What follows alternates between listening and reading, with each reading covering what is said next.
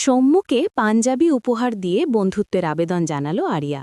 হ্যাঁ বন্ধুরা, গৃহপ্রবেশ ধারাবাহিকের পরবর্তী পর্বে আমরা ঠিক এমনই একটি দৃশ্য দেখতে পাব। সৌম্যের বাঁশির সুর কানে পৌঁছতেই দৌড়ে আসে আরিয়া। হঠাৎ নিজের পাশে তাকে বসে থাকতে দেখে সৌম্য তাড়াতাড়ি সেখান ছেড়ে সরে পড়তে চায়, কিন্তু আরিয়া কি আর এত সহজে হাল ছাড়ার পাত্রী। সেও উঠে সৌম্যের পেছনে পা মেলায় আর বলতে থাকে, এই যে শুনছ, আমি ডাকছি তোমাকে, এভাবে চলে যাচ্ছ কেন?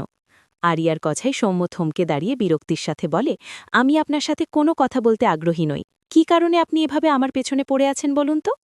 আরিয়া তখন বলে, কিন্তু তুমিই বা কেন আমাকে সবসময় এড়িয়ে চলছ? আমি তো শুধু তোমার সাথে বন্ধুত্ব করতে চাইছি। সৌম্য কিছুটা রাগত স্বরে বলে, সেটা কোনোদিনই হওয়ার নয়। আপনি যতই চেষ্টা করুন না কেন, কারণ আপনার মতো অভদ্র আর সংস্কৃতিহীন মেয়েকে আমি কখনো বন্ধু হিসেবে গ্রহণ করব না।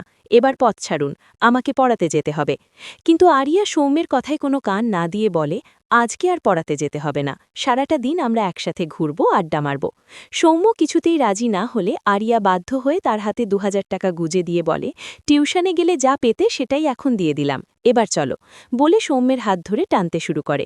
সৌম্য হাত ছাড়িয়ে নিয়ে বলে, এই সৌম্যকে লক্ষ টাকা দিয়েও কেনা যাবে না, ছেড়ে দিন আমাকে। বলে চলে যেতে উদ্যত হলে আরিয়া পেছন থেকে তার গলার কাছে হাত দিতে গিয়ে পাঞ্জাবিটা ছিঁড়ে ফেলে। সৌম্য আফসোসের গলায় বলে, কলেজে পড়ে আসার মতো এই একটাই পাঞ্জাবি ছিল আমার, সেটাও তুমি নষ্ট করে দিলে। মাকে বলতে হবে এটা সেলাই করে দিতে। এই বলে সৌম্য চলে যায়। তার কথাগুলো শুনে আরিয়া ভেতরে ভেতরে ভাবতে থাকে, আমি কি তাহলে সত্যি একটু বেশি করে ফেলেছি? তো বন্ধুরা, তোমাদের কি মনে হয়, আরিয়া কি এবার সৌম্যের মন জেতার জন্য নতুন কোনো পথে এগিয়ে আসবে? নিচে কমেন্ট করে জানাও তোমাদের মতামত।